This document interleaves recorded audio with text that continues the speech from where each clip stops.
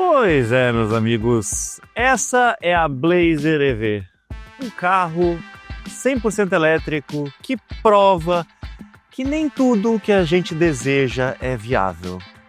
Um carro extremamente tecnológico, um carro que mostra que os engenheiros da Chevrolet sabem fazer carros, mas que não vai vender, que não vai fazer sucesso. Por quê? Pois bem, eu vou te mostrar tudo neste vídeo, tanto o lado bom quanto o lado ruim de um carro impressionante, nos dois sentidos.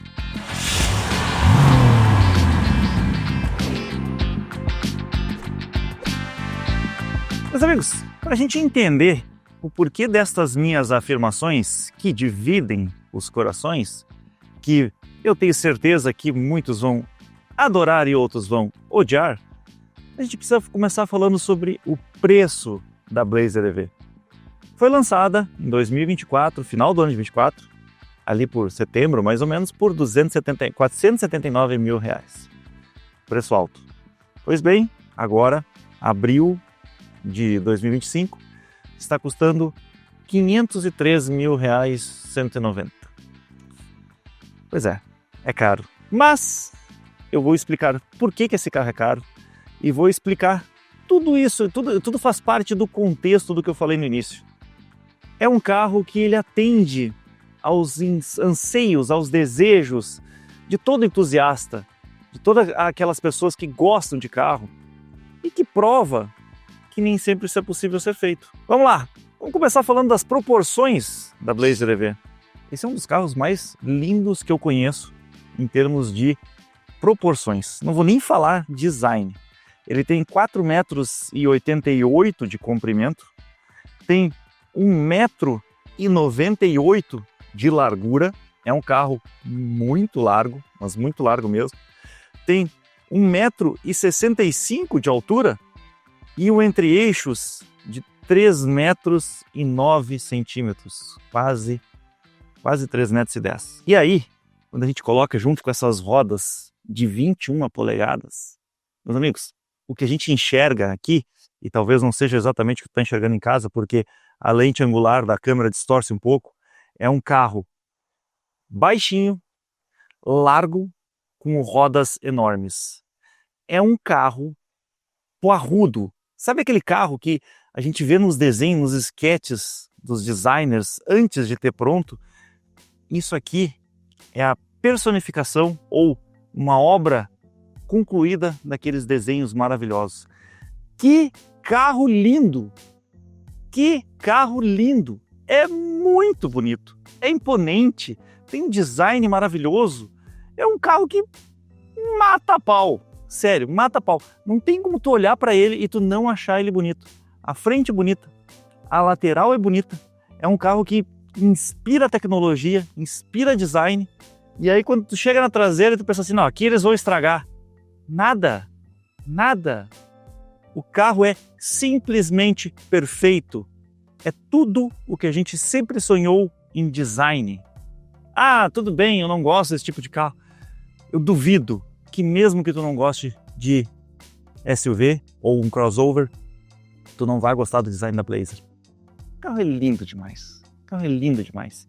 E lá nos Estados Unidos ela é oferecida em várias versões. A LT de entrada, a RS, essa daqui que a gente tem, e a SS, que é a mais completa, a mais esportiva de todas elas. Para o Brasil, a GM foi um pouco mais conservadora. Ela trouxe uma versão RS, que é a intermediária, numa configuração de motor um pouco diferente do que a gente esperava. Afinal de contas, um carro de R$503 mil tem motor super potente e tração nas 4 rodas? Não. E essa é uma parte curiosa. Lá nos Estados Unidos, a versão RS com tração nas 4 rodas tem um motor mais fraco e é mais barata. O que eles trouxeram aqui foi uma versão com motor só traseiro de 347 CV, 44,9 kgfm de torque e que, junto com uma bateria de 102 kWh de capacidade, pode rodar 481 km no modo elétrico não, né? Mas no método de medição do Inmetro, o PBEV, Sabe por que a escolha da tração traseira? Sabe por que esse carro é mais caro do que o tração nas 4 rodas? Porque ele é muito mais eficiente. E esse é um dos pontos em que nós, que somos usuários de carro elétrico, eu digo nós, que eu sou, né? Mas talvez vocês não sejam ainda, mas acreditem em mim, um dia vocês ainda vão dirigir, pelo menos, o carro elétrico. Nós, usuários de carros elétricos, sempre prezamos autonomia. Para ser feliz com um carro 100% eletrificado, tu precisa ter alcance com uma carga de bateria.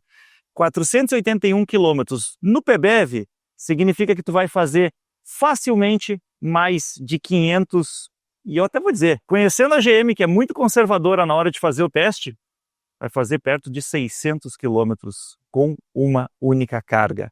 Claro que isso dentro da cidade e tudo mais, né? Espetacular. Espetacular mesmo. Vamos lá, mais uma característica, a gente está falando de bateria e tudo mais. Deixa eu mostrar aqui um detalhe que eles resolveram inovar na InDesign. Aqui é onde abre a tampa da... Opa, não está querendo abrir. Agora foi. Aqui é onde abre a tampa para a porta de carregamento. Então ele tem uma porta AC e uma DC, ou seja, é do tipo CCS2. E aí de novo, né? A GM não economizou nesse ponto, para fechar o botãozinho aqui. A GM não economizou, né, no onboard charging, no OBC. Ao contrário de algumas marcas chinesas, BYD, por exemplo, né, que tem 6.6 kW na maioria dos seus veículos, o Dolphin que eu tinha e o TAN também tem 11 kW, que é um sistema bem mais caro. Esse aqui eles trouxeram o que existe de melhor e, óbvio, mais caro para o mercado. 22 kW. Sistema trifásico que carrega na tua casa, desde que tu tenha, né, um sistema 220 volts lá, muito mais rápido do que qualquer carregador. Ah, Felipe, mas que diferença faz? Eu só tenho de 7 kW em casa. Bom, aí não vai fazer diferença nenhuma para ti, tá? Aí não vai mudar nada na tua vida. Mas, eventualmente, tu vai em alguns outros lugares, ou se tu tiver a condição de instalar esse de 22, a tua vida fica muito mais fácil, porque ele carrega a bateria em menos de 5 horas se ela estiver zerada. Isso no AC, sem precisar do investimento alto de um carregador DC. E no DC quanto vai? 190 kW. Sim, 190 kW. É uma das maiores potências no mercado. Não dá para dizer que é a maior, porque hoje a gente tem, por exemplo, o Ioniq 5, que faz lá perto dos 300 kW, né, no DC, mas ainda assim é muito maior do que a grande maioria dos carregadores que a gente encontra na rua. Então, é também um grande diferencial. Beleza, mas tem mais um ponto aqui que a GM, ela, digamos, inovou na hora de produzir este carro. Esse aqui é a plataforma Ultium, é uma plataforma de carros elétricos mais moderna que a GM começou a desenvolver, eu acho que deve ter sido ali no 2018, 2019, mais ou menos, porque ela foi lançada em 2024. Então eles sempre começam o desenvolvimento dessas plataformas uns 5 anos antes. O que ela tem de tão interessante? Uma bateria de alta densidade energética, que com certeza te traz esses benefícios todos que a gente mostrou até aqui. E também tem células super compactas, que estão super próximas uma da outra, né? Os pacotinhos ali de bateria estão super próximos. Com isso, de novo, economizando espaço e ganhando capacidade de bateria. E além de tudo isso, ela também conversa entre as células e o carro via Wi-Fi. Então, meus amigos, é uma tecnologia de bateria muito moderna mesmo. Mas é aí que eu queria chegar num ponto importante. Tudo isso e mais algumas coisas que eu vou te mostrar aqui dentro do carro, eles jogam contra o desenvolvimento da GM. Eles jogam contra a venda deste carro. Ah, Felipe, mas ele não é ótimo, não é maravilhoso, não é um carro lindo, com muita tecnologia elétrica. Sim, tecnologia de carregamento, bateria, motor, eficiência, tudo isso é verdade. Só que sai caro, muito caro, muito caro. E é por isso que esse carro custa 503 mil reais. Nada disso é barato. E aí é que eu explico aquilo que eu falei no início do vídeo. A gente tem que cuidar com os nossos anseios, com aquilo que a gente quer, com aquilo que a gente pede. Porque muitas vezes o que a gente quer não é viável. Tá aqui, um carro que eu tenho certeza que quem andar nele ou quem vê ele na rua vai querer ter. Mas vai querer Não vai comprar. Não vai comprar porque tá caro. É uma pena, meus amigos. É uma pena mesmo. Uma pena mesmo. Um baita carro. E eu vou explorar mais ainda recursos ao longo deste vídeo. Mas eu entendo por que a GM fez isso. A GM começou a desenvolver a plataforma Ultium antes de ter a invasão chinesa, antes da BYD tomar conta do mercado brasileiro, antes da GWM vir com os seus carros também super interessantes, híbridos, né? Porque o elétrico também veio depois da BYD, mas o híbrido foi quem trouxe e fincou a bandeira da GWM no Brasil. E não é um desenvolvimento nacional, é um desenvolvimento no mundo inteiro. E lá fora, esse carro aqui também não tem um custo tão interessante assim. É claro que nos Estados Unidos eles não têm carros chineses, então fica um pouco mais fácil. Mas ainda assim, a vida desse carro aqui, que queria competir com o Tesla Model Y, ficou bem difícil quando a Hyundai lançou o Ioniq 5 lá fora. De novo, por causa de custo. É um carro ruim? Definitivamente não. Mas esse é o ponto que eu acho que... Acho não, está já complicando um pouco as vendas desta obra-prima da engenharia. E aí eu volto a dizer outra coisa que eu disse antes. Não é que os engenheiros não saibam produzir carros. As pessoas adoram dizer que engenheiro não é burro, não sabe produzir e tal. Meus amigos, o engenheiro sabe produzir. O engenheiro sabe, ele domina todas as técnicas. Mas para chegar nisso, nem sempre é viável. E aí, para reforçar um pouco mais tudo isso que eu estou falando, a GM agora começou a fazer aquela parceria com a Wuling, eu acho que é, né? Vai trazer o Spark, depois vai trazer outros carros, provavelmente a Captiva elétrica, de uma plataforma, de uma fábrica chinesa. Por quê? Porque eles já viram que todas essas tecnologias colocadas aqui, com o desenvolvimento que eles fazem, não sai barato.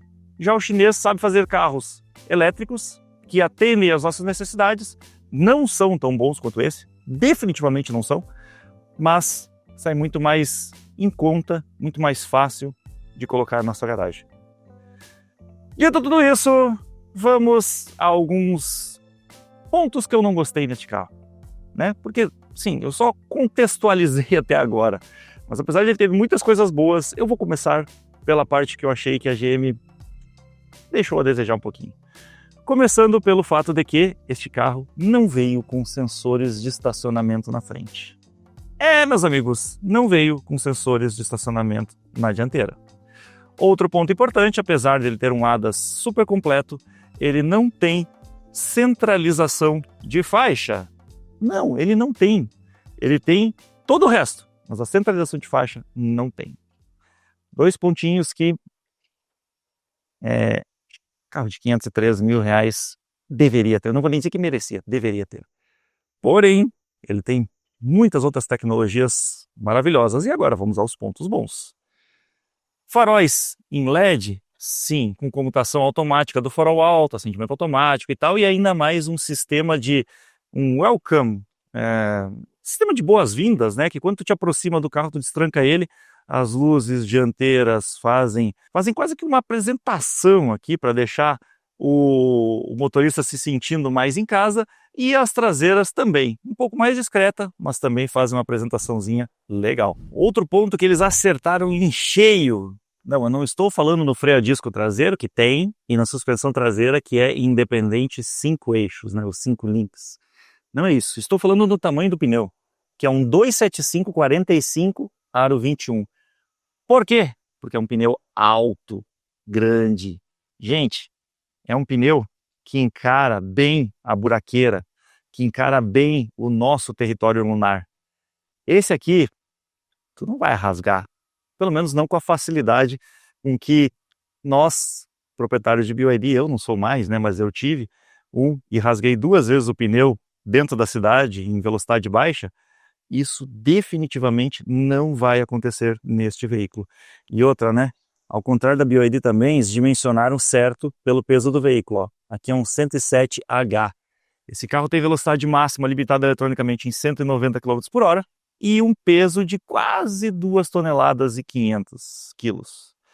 É bem pesado, mas está bem dimensionado. Mas se por um acaso tu furar um pneu ou ele se desgastar e chegar na hora de trocar, você já sabe onde encontrar os melhores pneus do Brasil. Pneustore.com.br, usando o nosso cupom OPSINCERA, vai ter de 3 a 7% de desconto. As melhores marcas, os melhores pneus e, claro, os melhores preços. E até eu vou adiantar já algo que vocês vão ver no test drive. A suspensão desse carro, ela tem um comportamento digno de um prêmio, um Oscar das suspensões de automóveis no mundo. Gente do céu, eu não queria antecipar o que eu vou te mostrar depois, que eu vou fazer um test drive na estrada com ele. Mas que carro bom, confortável, estável, maravilhoso. Diferente da maioria dos carros elétricos do mercado brasileiro.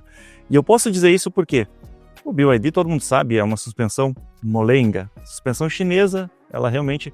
A suspensão dos carros chineses, né, adaptados para a China, ela é uma suspensão que não precisa passar por buracos, essas coisas assim. Então fica mais molengona. Boa num primeiro momento, mas quando tu pega uma estrada, tu te incomoda com ela.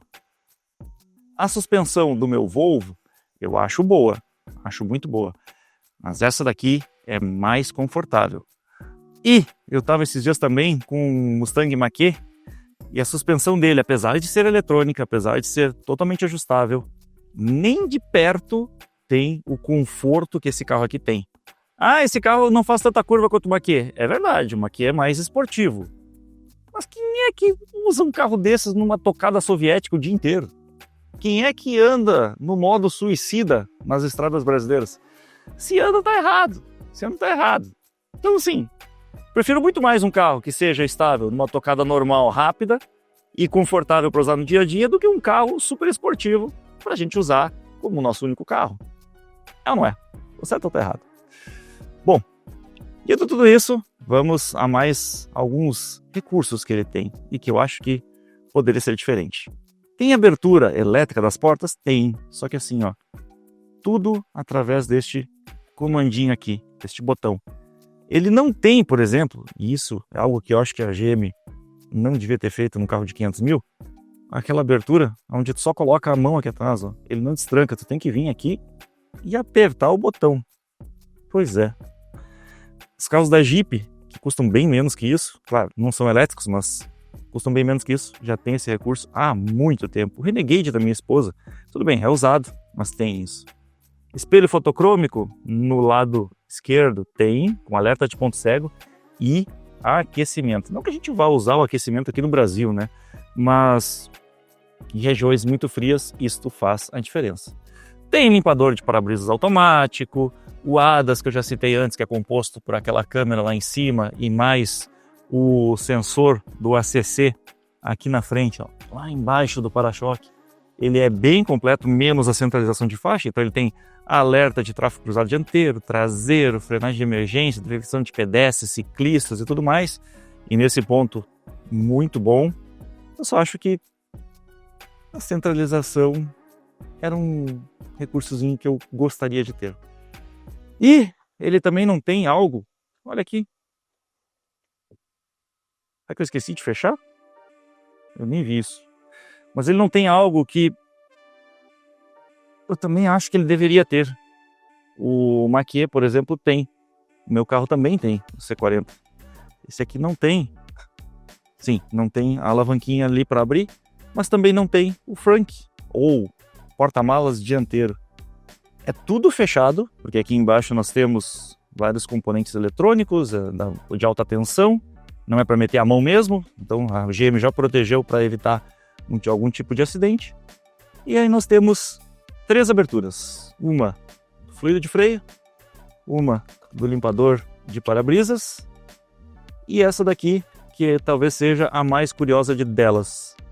Essa aqui tem um desenho esquisitinho. Isso aqui eu achei legal, gente. Achei muito legal. Isso aqui, ó, é um desenho de um capacete de bombeiro. Para quê? Caso aconteça algum acidente, literalmente um acidente com o carro, aqui é onde o bombeiro deve chegar e desconectar este cabo aqui. Ele chega e corta este cabo. Por quê? Porque ao cortar este cabo, o carro se desenergiza em milissegundos. Milissegundos, e tu não vai ter mais nenhum tipo de problema com os ocupantes dentro ou com o pessoal de resgate. Então, no caso de um acidente que precisar fazer qualquer intervenção no veículo, é só cortar aquele cabinho ali, no caso dos bombeiros, obviamente, e o carro está seguro para fazer todo o resto que precisa ser feito. Sabe quando você tem que fazer, cortar teto, essas coisas assim, arrombar a porta, essas coisas? Pois é. Achei legal, achei uma sacada genial, porque está bem identificado e todo carro elétrico até tem isso, mas nem sempre está explícito, que nem a GM colocou aqui. Uma coisa que eu achei curiosa é que ele tem uma manta acústica no capô. Pra quê, meus amigos? Não sei. Outro ponto que a gente vê que eles não economizaram por dentro da caixa de rodas é aquele material fonoabsorvente, ou seja, não é um plástico comum, é um material que evita com que os ruídos, tanto de pedrinhas ou qualquer outra coisa que esteja do lado de fora, ele passe para dentro da cabine. Então isso vai te trazer mais conforto. Algo que a gente encontra nos carros premiums, algo que a gente encontra em um carro de 503 mil reais. A abertura elétrica do porta-malas é via botão. Não tem aquele sensorzinho embaixo do porta-malas. Calma! Eu sei que vocês devem estar furiosos com o que eu acabei de mostrar, mas deixa eu te mostrar o que a GM preparou. Ela não colocou o sensor embaixo do para-choque, porém, ela colocou outro recurso legal. Quando a gente está com a chave no bolso, a gente se aproxima aqui do porta-malas, aqui por trás, me aproximei do carro e ele automaticamente abriu o porta-malas. Não, eu não mexi na chave, não, eu não botei o pé embaixo da tampa, não, eu não fiz nada. Simplesmente pela aproximação da chave presencial, ele já abre automaticamente quando a gente vem por trás. É um recurso diferente, né? Diferente, com certeza diferente. Dá para desligar? Claro que dá. Se tu não quer que o carro abra toda vez que tu chega perto dele por trás, tu desabilita ele lá no painel. Mas, se tu é aquele tipo do cara que prefere esta comodidade, tá aqui a solução engenhosa e, por que não dizer, inteligente que a GM encontrou para substituir um sensor embaixo do porta-malas que a gente sabe que nem sempre funciona. E o porta-malas tem 436 litros, é um porta-malas de boa capacidade, bem profundo, o que significa que consegue colocar malas grandes, objetos maiores, talvez não tão alto, mas mais do que suficiente para uma viagem longa até, né? Apesar de que a gente sabe que carro elétrico e viagem longa não são duas coisas que combinam tanto assim, mas dá para fazer. Aqui embaixo, mais um compartimento bem interessante com, não tem step.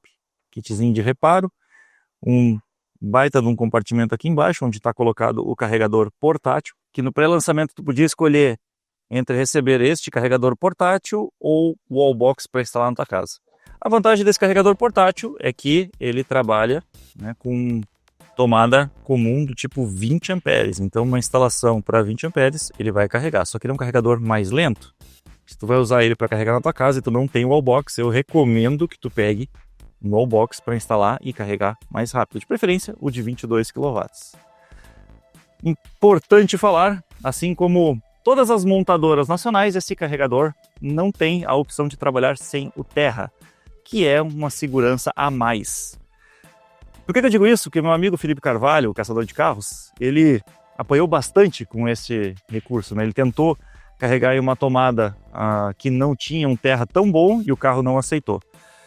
Pô, meus amigos, tu pode, né, comprar outros carregadores de outras marcas e tudo mais, que é possível desabilitar o Terra, mas eu realmente não recomendo. Recomendo que ele seja usado sempre, afinal de contas, qualquer surto, qualquer variação na rede elétrica não vai passar para o teu carro, não vai queimar o teu carro, não vai colocar em risco nem a tua propriedade veicular, como a propriedade onde está carregando.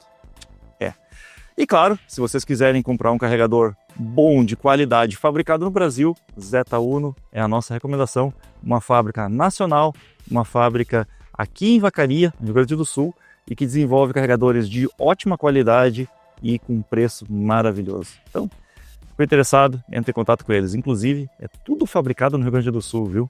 Tecnologia brasileira à disposição de nós brasileiros. Você sabe, eu tenho uma tendência a incentivar a produção local. Afinal de contas, isso foi o que iniciou a minha carreira profissional. Trabalhei 20 anos na indústria. Eu sei a importância que as empresas têm para o Brasil. Tudo que é produzido aqui terá, com certeza, o meu apoio. Bom, vamos ver o que mais ele tem aqui a oferecer. Tem teto solar, panorâmico e que, inclusive, a abertura do vidro, viu? Não é só aquele vidro fixo como é no meu carro. E claro que antes da gente entrar dentro deste carro, eu preciso fazer uma menção a quem deixou ele limpo, maravilhoso, assim para a nossa gravação, o Tuyo. Mais do que uma lavagem, uma estética automotiva que tem os melhores produtos e deixa teu carro, seja novo ou usado, sempre com essa cara de 0 km. Olha, o Tuyo faz um trabalho espetacular. Agenda o teu horário lá com ele e pede desconto, porque tem descontinho especial para vocês que são inscritos no canal. Agora sim, vamos dar uma olhada no que a Blazer EV oferece dentro da parte mais importante, o lugar que a gente vai usar. Mas e aí, Felipe? O que esse carro oferece aqui dentro? Muita coisa legal. Se o design é bonito lá fora, aqui dentro ele também não deixa a desejar. Na verdade, esse carro é bonito de todos os ângulos mesmo. Que carro que foi bem pensado esteticamente. Uma tela de 17,7 polegadas com Android, ou melhor, Google Built-in, tá? Ele é o sistema operacional Google no carro, mais essa tela aqui que ela é configurável, então ela tem várias opções aqui de display, inclusive esse é onde ele repete o mapa que está no multimídia, né? Aqui com usadas ali, uma tela mais minimalista, eu gostei mais de usar essa, te dá todas as informações que a gente precisa. Um design que o volante pode até lembrar a Chevrolet, mas o resto definitivamente não. Essas saídas de ar aqui com certeza são inspiradas em marcas premium, como por exemplo a Mercedes, que tem umas saídas de ar maravilhosas, redondinhas também. Mas olha esse detalhe aqui, parece sei lá, um motor de avião, talvez um escapamento de moto, não sei, mas que eu achei lindo pra caramba, isso eu achei. E todo ele construído com os melhores materiais que a gente espera encontrar em um carro de R$503 mil. É ou não é? Pois bem, neste ponto aqui, tudo certo. Volante com ajuste de altura e profundidade. Aqui um volante também muito completo com os comandos do painel que eu tinha mexido antes. Aquecimento do volante. Aqui no Rio Grande do Sul pode ser que no inverno até a gente use, no resto do Brasil talvez não. Aqui para acionar o comando de voz, que sim. Abra o vidro. Desculpe, não posso controlar isso neste carro. Ah, tá bom. Que sim controla algumas funções, mas como vocês viram, não abre os vidros como alguns carros chineses. Mas controla, por exemplo, temperatura do ar-condicionado em 21 graus. Tudo bem, alterando a temperatura para 21 graus. Viu? Então, mas aqui tem um ponto muito bom e ao mesmo tempo polêmico. A integração desse carro é muito forte com o Google. A integração desse carro ela foi feita pensando em facilitar a vida do usuário, em evitar distrações do usuário enquanto dirige. Isso significa que, para te mexer no ar-condicionado, para te mexer na maioria dos controles do veículo, é tudo por comando de voz. Tem botões? Um monte de botões. Mas muitos estão aqui no comando de voz para que tu não tire a atenção da estrada, da via onde tu está dirigindo. Porém, meus amigos, essa é uma decisão que até nos Estados Unidos ela é questionada. A GM tirou o Android Auto e o Apple CarPlay deste sistema operacional. Ele não tem, na verdade, nenhum EV da GM atual tem mais a opção do Android Auto e Apple CarPlay. Por quê? E aí eu fui pesquisar para tentar entender. O comunicado oficial da marca é que, quando foi criado o Android Auto e o Apple CarPlay, eles tinham como intenção diminuir as distrações do usuário. Mas quem já usou, e eu tenho certeza que todo mundo já usou, sabe que às vezes as interrupções elas acontecem. Nos meus celulares com certeza sempre aconteceram. Seja por problema de conexão, seja porque o celular travou, seja porque o cabo está ruim, ou quando é sem cabo ele superaquece, enfim, tem vários empecilhos nesta tecnologia. E quando acontece isso, o que a gente faz? Pega o celular, e abre ele e começa a, pelo menos, corrigir o defeito. Ou pega o celular e tira do cabo e reconecta ele para que o Android Auto reinicie. Isso é distração. Isso é distração para o motorista. Então a GM, pensando na segurança do motorista, ela tirou essa opção e ela não tem mais Android Auto nem Apple CarPlay nos seus carros elétricos. Porém, este sistema aqui é um sistema de altíssima tecnologia, muito rápido, com uma tela maravilhosa e que tu pode instalar a maioria dos aplicativos direto nele, porque ele é praticamente um celular ultra moderno. Sim, tu instala tudo aqui. E aí, pensando em facilitar a tua vida, ela colocou uma função que eu achei muito legal. Digamos que tu use com mais frequência aqui o Spotify, e aí tu não quer que ele saia da tua tela. Tu pega o ícone dele e puxa para cá e instala ele aqui em cima. E aí quando tu entrar, por exemplo, no Google Notícias, ou vamos botar aqui no que a gente usa mais, né? No mapa nativo dele, ele sempre estará disponível lá em cima. Então, estou usando o Google Maps aqui nativo do carro, ele já vai, se eu quiser usar o Spotify, ele já entra direto aqui. Bom ou não? Bom, eu vou dizer para vocês, depois que tu instalou, depois que tu configurou a primeira vez, é maravilhoso, maravilhoso. Só que tem que configurar. E muitas pessoas não gostam de gastar esse tempo configurando. Por isso que a facilidade de ter o seu celular, conectar no Android Auto ou no Apple CarPlay sem fio ou com fio, ele pode ser estranho no primeiro momento. Mas vocês vão ver que aqui é muito mais estável, aqui não cai e aqui, no final das contas, vai te trazer mais segurança. Esse carro vem com Wi-Fi nativo 5G. Sim, tem que pagar um plano lá, eu não sei exatamente quanto é que é, mas ele tem já 5G. Aqui está conectado no 4G, mas segundo a ficha técnica da empresa, né, da Chevrolet, ele já vem com uma tecnologia mais moderna que usa o Wi-Fi do Onix, Tracker e todos os outros carros a combustão vendidos no Brasil. E falando em moderno, eu preciso mostrar um detalhe que eu achei bem curioso. Normalmente as telas, elas são retangulares, né? Por quê? Porque fica mais fácil fabricar, fica mais fácil e mais barato para o fabricante colocar ali. Aí o fabricante deixa sempre uma bordinha aqui, ó, para mudar o formato.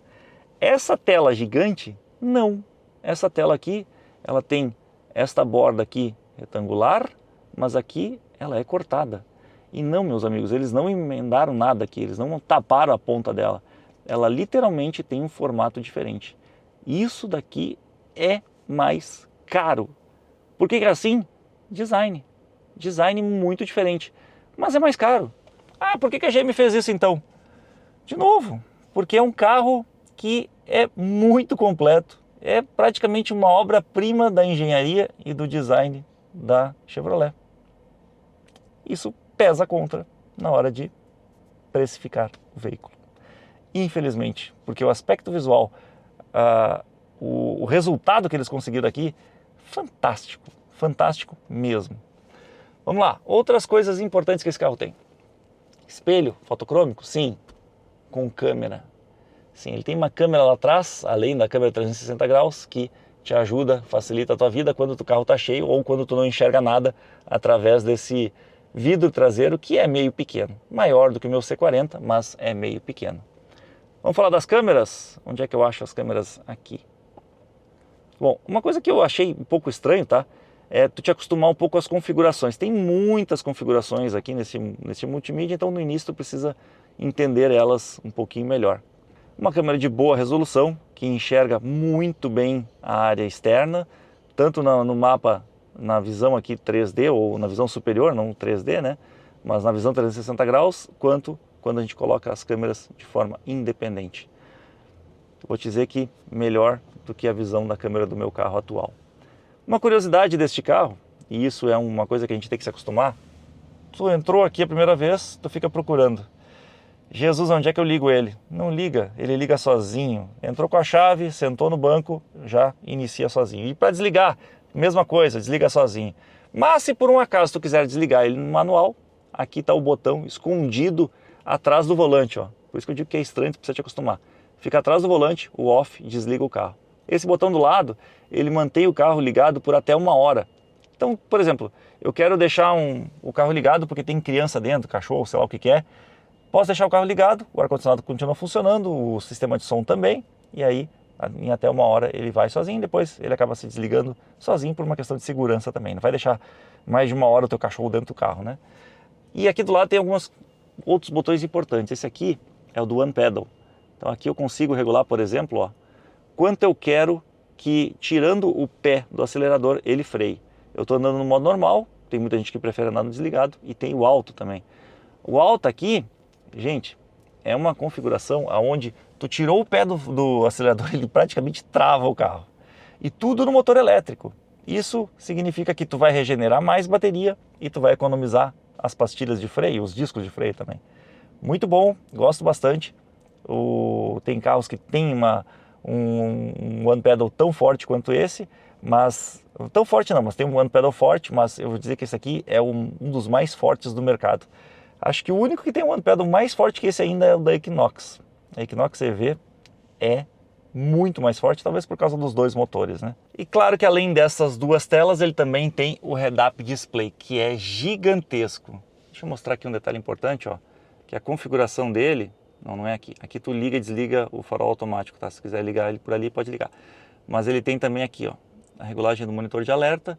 Eu posso regular o brilho, a altura e a rotação, se eu quiser que ele fique mais de lado. Bom, a gente está aqui num dia bem claro, eu estou com o brilho no máximo, mas acreditem em mim. Este Head-Up Display dele tem um brilho muito intenso, então a gente enxerga muito bem com qualquer luminosidade. E de noite, eu fui obrigado a colocar o brilho praticamente no mínimo, né? Aqui, ó, se eu botar no 0 ele apaga, mas se eu botar no mínimo, ele fica numa intensidade que não me atrapalha durante a noite. Sabe o que eu achei legal desse Head-Up Display? Que além de mostrar as informações, como por exemplo a rota, né, dando direções para cá, para lá e tal, ele também acende uma luz vermelha gigantesca quando está te aproximando rápido de alguém ou de um carro ou coisa assim. Então, o alerta de frenagem de emergência, ele acontece ali de uma forma muito escancarada para tu não errar.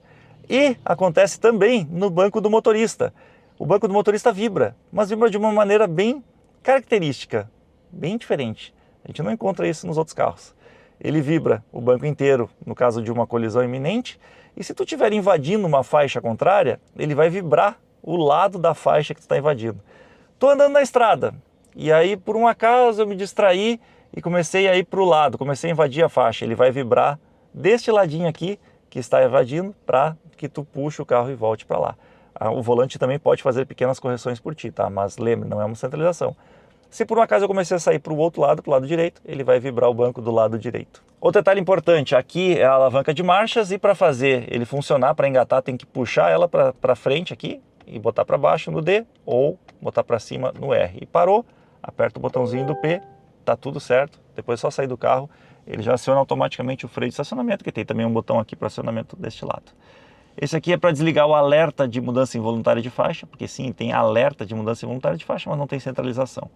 E aqui o Auto Hold, que é o freio só que tu vai usar, né, de estacionamento. Na verdade ele aciona o freio de estacionamento quando tu para numa ladeira.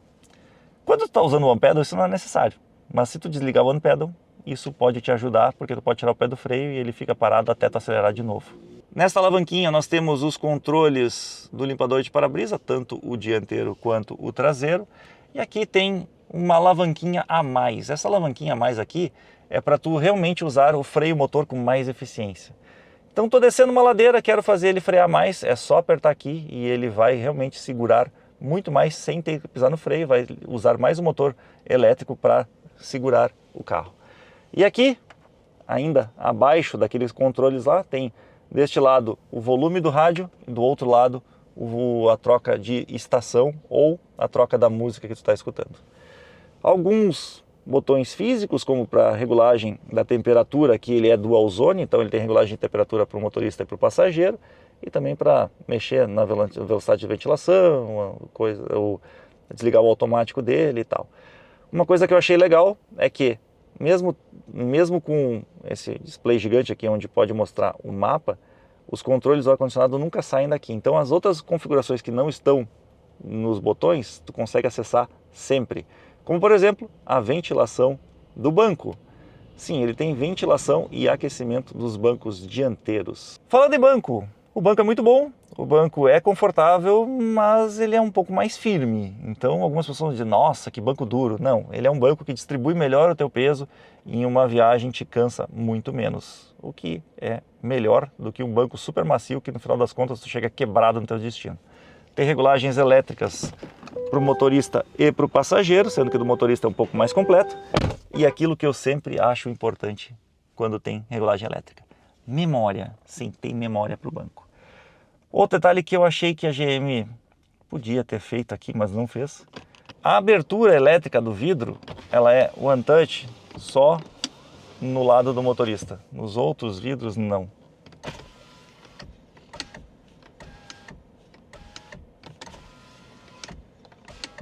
Desculpa, ele é para descida, não é para subida. Ah, Felipe, passando vergonha ao vivo, no crédito à vista, Pix e tudo mais. O legal é que a gente erra, grava e mostra.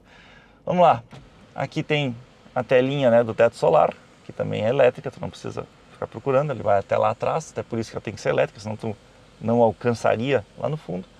E também a abertura do vidro, caso tu queira um pouco mais de ventilação aqui dentro do teu carro. Eu confesso que eu não curto muito teto solar, mas tem gente que gosta, como por exemplo a minha esposa e as minhas filhas, elas adoram. Este carro tem carregador por indução e uma curiosidade, olha aqui os quase símbolozinho da Mercedes, né? Não é só as saídas de vento que foram inspiradas na Mercedes, aqui só faltou a bolinha na volta para dizer que era o símbolo deles. Tem também mais um porta-trecos aqui embaixo, ó, escondidão, e outro fechado aqui dentro, que tem portas USB-C para carregamento. Aqui os porta-garrafas, como todo bom americano, para garrafa grande. Então a nossa garrafinha de 500 ml aqui ficou pequena. O sistema de som dele é da Bose, que tem uma qualidade muito boa mesmo. Eu que gosto de música, vou te dizer que... Gosto de música não, gosto de um som de qualidade, né? Música todo mundo gosta, mas eu gosto de um som de qualidade. Posso dizer que esse aqui me agradou demais, uma boa definição de graves, agudos, médios, muito legal. E eu falei que o banco era bom, mas eu só não falei que ele não é de couro aqui no meio, né? Na verdade isso aqui não é couro, tá? Isso aqui é um material sintético que imita couro nos revestimentos e aqui no meio é um tecido de muito boa qualidade. Inclusive eles mesclam 3 tipos de tecido. Aqui é um, aqui é outro e aqui é aquele que é tipo uma camurça assim, ó. Muito bonito com certeza e de muito bom gosto. Ficou um casamento excelente. A gente vê até pelas costuras aqui na frente, né? São costuras muito bem acabadas. Legal ver tudo isso. Ah, não, peraí, só um pouquinho. Segurança. Claro que é um carro super seguro, é claro que é um carro americano, então os melhores índices de segurança ele tem, inclusive porque ele tem 8 airbags. Os 2 frontais obrigatórios, os 2 laterais dos bancos, os de cortina e mais 2 de joelho. Um para o motorista, um para o passageiro. Dito tudo isso, agora a gente vai ver o espaço interno lá atrás. Será que cabe 2 cadeirinhas e mais um adulto? Vamos descobrir. Eu vou começar a gravação nesta posição para que vocês não vejam se cabe ou não. Por quê? Eu com 1,81 m, estou com a cabeça encostada no teto. Lembra que eu falei que esse é um carro que tem umas proporções maravilhosas? Pois é, as proporções nem sempre ajudam, né? Nós entusiastas achamos ele lindo por fora, mas aqui dentro, para o cara maior, aqui atrás pelo menos, ele vai sofrer um pouquinho. Mas só se ele realmente tiver 1,81 m. Se ele for um pouquinho mais baixinho, zero problemas. Até mesmo porque, olha o espaço do banco do motorista. Quase 4 dedos. 3 dedos aqui, 3 dedos, né? Não vamos exagerar. 3 dedos do joelho até o banco. Naquela posição infame que eu coloco todos os carros. Claro, um carro que tem 3,10 m de entre-eixos, teoricamente pode ter mais espaço aqui no banco traseiro. Mas uma coisa até que eu não falei lá fora, eu preciso falar, um dos motivos pelo qual os carros elétricos eles têm um entre-eixos maior do que um carro a combustão, é com certeza o fato de tu poder aproveitar melhor o espaço e o entre-eixos maior te dá mais estabilidade. Mas é também para colocar uma bateria maior. Sim, uma bateria maior, porque a bateria está colocada aqui embaixo, né? Exatamente abaixo dos nossos pés, entre as 2 rodas. Então, quanto maior esse espaço, maior a bateria.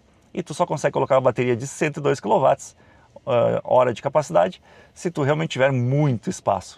O Dolphin, por exemplo, só uma curiosidade, tá? Dolphin GS. bateria de 40 e... não me lembro quanto é que é, mas é 40 e poucos quilowatts, 45, né? 45,7 se eu não me engano. Ele tem suspensão traseira semi-independente. Para colocar uma bateria maior na mesma estrutura, a BYD colocou no Dolphin Plus uma bateria de 60, mas ela foi obrigada a colocar uma suspensão mais compacta. Então é por isso que a suspensão do Dolphin Plus ela é independente na traseira. É para ocupar menos espaço, liberando mais espaço para uma bateria maior. Neste caso aqui, o entre-eixos tem várias vantagens, sendo de 3,10 metros. Uma delas é a bateria, a outra é o grande espaço interno. Duas saídas de ar-condicionado aqui atrás, aquecimento dos bancos traseiros e mais duas portas USB para carregamento. O acabamento da porta traseira é o mesmo da porta dianteira, muito bem. Não, não é não. Peraí. Não é. Ó, aqui é um plásticozão mais secão. Mas aqui onde a gente apoia o braço, ó, o cotovelo, aqui é bem fofinho, aqui é bem legal. Bom, o ponto importante, cabem duas cadeirinhas e um adulto no meio. Esse aqui com certeza tem mais espaço do que a maioria.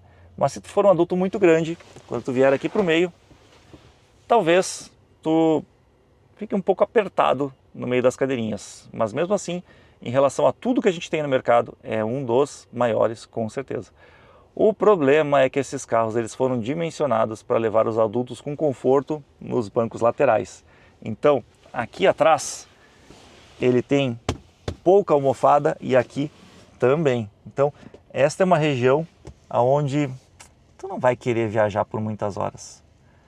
Ele vai te incomodar. Tu fica mais desconfortável aqui por ser um pouco mais duro. Ah, é ruim? Não. Criança, com certeza, não vai reclamar. As crianças usam aqueles assentos de elevação que são totalmente duros, né? Tem só um paninho por cima. Mas um adulto mais velho, mais chato que nem eu, assim, com certeza não vai querer viajar ali no meio, vai querer viajar nas pontas. Mas é possível sim colocar duas cadeirinhas lado a lado.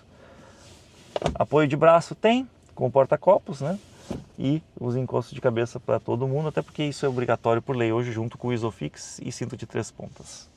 E claro que se nós estamos falando de um carro para família, a gente tem que ter a alça de mão com luzinha aqui, porque de noite tu vai querer tirar teu filho e tu vai precisar enxergar ele aqui atrás para pegar ele com segurança. Quem é pai sabe, ou mãe.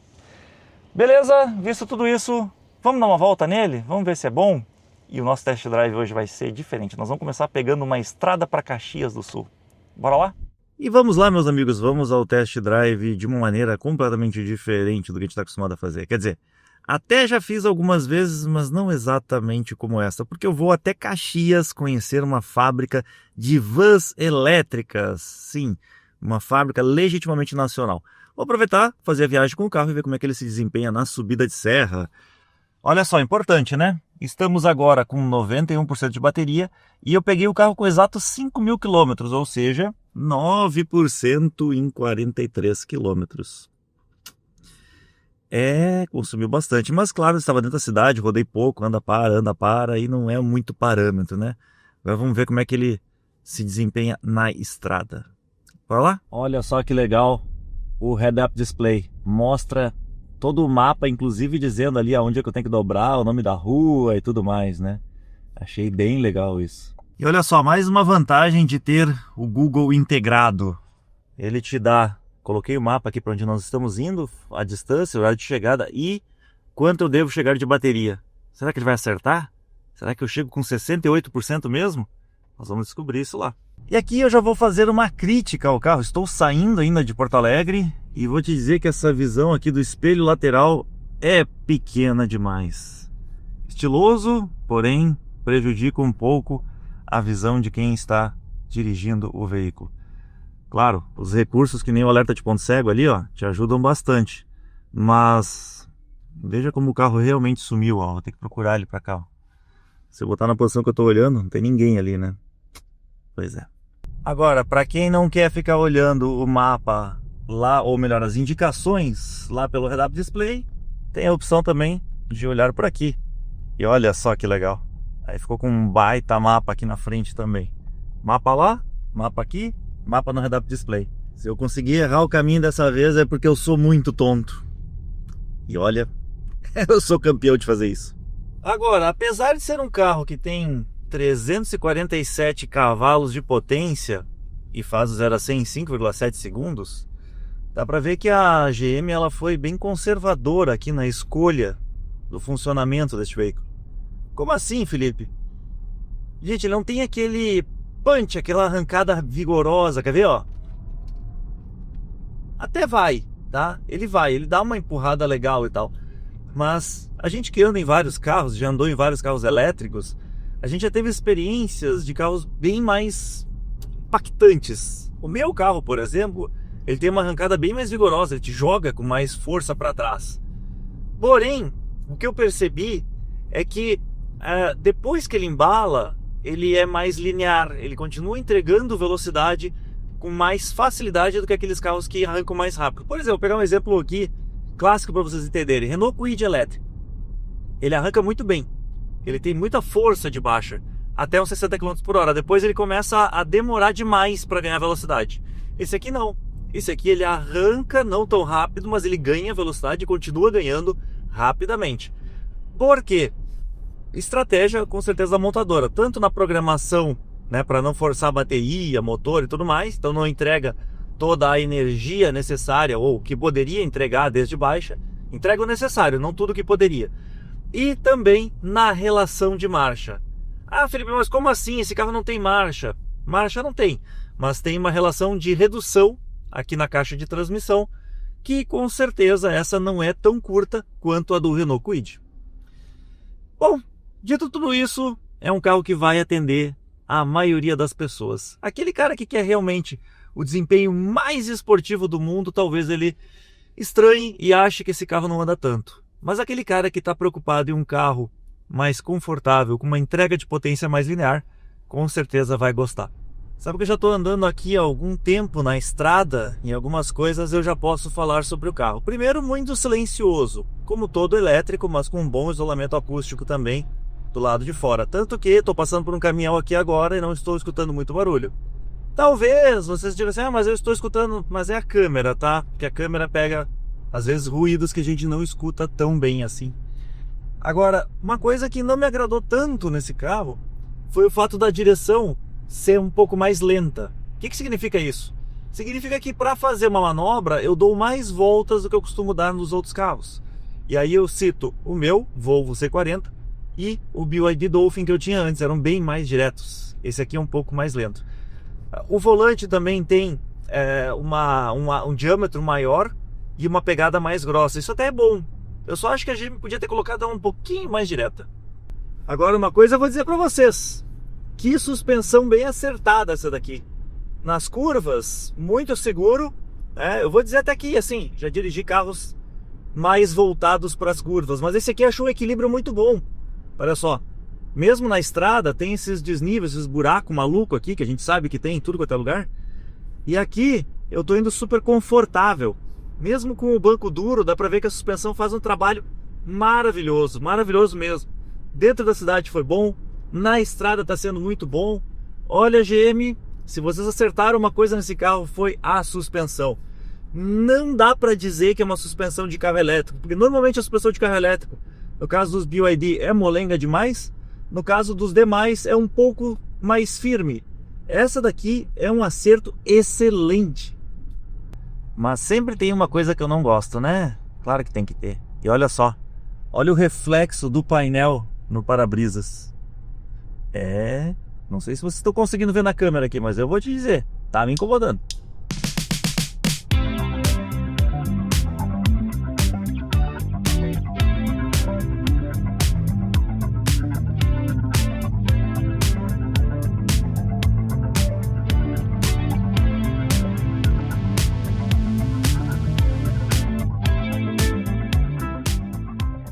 Pronto, chegamos no nosso destino final aqui em Caxias do Sul. Esse vai ser outro vídeo que eu vou mostrar para vocês. Nós vamos dar uma olhada, ver quanto é que chegou. Bom, vamos lá. Primeiro, previsto era chegar 10h11, são 10h02 e eu já cheguei. Ele tá mandando eu voltar porque é aqui atrás, passei um pouquinho.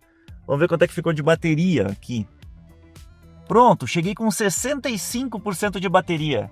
Ah, mas por que, Felipe? Ele disse que ia ser 68. Bom, ele veio mudando a estimativa ao longo do trajeto.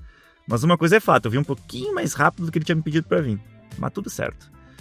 Gostei muito, de novo, né, nas curvas, o carro muito bom, muito estável, freio bom, confortável. Já dirigi carros mais estáveis nas curvas. O meu carro, por exemplo, eu fiz esse trajeto agora esses dias, o Volvo, e ele é melhor nas curvas, porém não é tão confortável assim quanto esse. Então eu acho que a GM acertou no equilíbrio. Uma coisa que me chamou muita atenção foi a quantidade de regeneração e mais uns alertas ali, mas isso eu mostro na volta, né? Porque agora eu vou ficar aqui o dia inteiro, depois de noite eu retorno para casa com esse carro e aí eu vou mostrar quão forte é a regeneração desse carro. Bora lá? Bom, meus amigos, só pra gente se posicionar aqui. A volta foi super tranquila, mas estava muito tarde, estava muito escuro e claro que eu não ia gravar nesta condição, afinal de contas eu não ia colocar a minha vida em risco nem a de outras pessoas na volta. Então, vamos só finalizar o nosso test drive aqui, que eu quero mostrar algumas coisas para vocês. Uma das características que me chamaram muita atenção nesse carro foi o bom silêncio a bordo. E ele é bom tanto na estrada quanto em uma rua de paralelepípedo. Por isso, eu vou ter que mostrar aqui para vocês que o isolamento acústico deste carro foi feito com maestria. E não é só o isolamento acústico. Meus amigos, que coisa boa a suspensão dele. Se na estrada ele foi confortável, aqui no paralelepípedo parece que eu tô deslizando. É muito acertada a suspensão desse carro. Olha, eu não canso de rasgar elogios para a GM. Que suspensão boa! Ao contrário de muitos carros elétricos que eles têm dificuldade de fazer esse acerto, esse aqui tá maravilhoso. É definitivamente o meu preferido neste ponto. Agora, a aceleração dele é que é um tanto estranha, né? Mesmo ele fazendo 0 a 100 em 5,8 segundos, muitas pessoas vão pegar esse carro e vão dizer assim, ele não empolga. Ele não tem aquela pegada instantânea assim. Ele é mais contido, mas eu vejo que ele atende com facilidade. Afinal de contas, as ultrapassagens que eu fiz na estrada, todas com super segurança. Resumo da ópera. Gostei dele? Amei. Um baita carro, lindo por fora, lindo por dentro, bom de dirigir. Tem algumas coisas que eu acho que podiam melhorar, por exemplo, sensor dianteiro, o volante aqui também é uma coisa que me incomodou, o fato de ele não ser tão direto, né? Então a quantidade de giros que eu tenho que dar para fazer uma manobra é maior do que a maioria dos carros que eu estou acostumado a pegar. Mas de uma maneira geral, um excelente veículo, um carro que com certeza eu teria se não fosse tão caro. E aí é que eu acho que é o único ponto em que a GM vai penar para vender esse carro. Porque esse é o único ponto de verdade que pode ser um empecilho. O resto é que a gente sempre encontra alguma coisinha, um defeitinho, alguma coisinha que não agradou tanto. Mas, de uma maneira geral, esse carro agrada muito, muito, muito um usuário de carro elétrico há mais de 1 ano e meio, que é o meu caso. E quem não tem carro elétrico, então vai gostar ainda mais. Todas as pessoas que andaram comigo, que tiveram a oportunidade de conhecer ele, se apaixonaram pelo design, pelo conforto, por tudo o que ele oferece. Mas, GM, não dá para fazer mais baratinho? Não dá para trazer ele aí para casa dos 300 mil reais? Se esse carro custasse 300 mil e pouquinho, ele ia fazer um sucesso absurdo, porque ele é muito melhor do que os chineses. Muito melhor. Em vários pontos que eu mostrei aqui. De novo, 503 mil reais. Fica salgado. E vocês? O que vocês acharam? Conta pra mim aqui embaixo nos comentários. Já tiveram a oportunidade de andar na nova Blazer EV? Olha, eu tive agora o primeiro contato com ela. E esses 7 dias andando para cima e para baixo no dia a dia da cidade e estrada me trouxeram ótimas lembranças que vão ficar guardadas para sempre na minha memória como sendo um excelente carro. Então não esquece, me conta aqui embaixo a tua opinião bem sincera. Valeu, galera! Bah, sério que tu aguentou até aqui? Então, tia, não te esquece de te inscrever no nosso canal e também não esquece de entrar na nossa página no Facebook e no Instagram, porque lá a gente vai antecipar tudo que a gente está inventando por aí.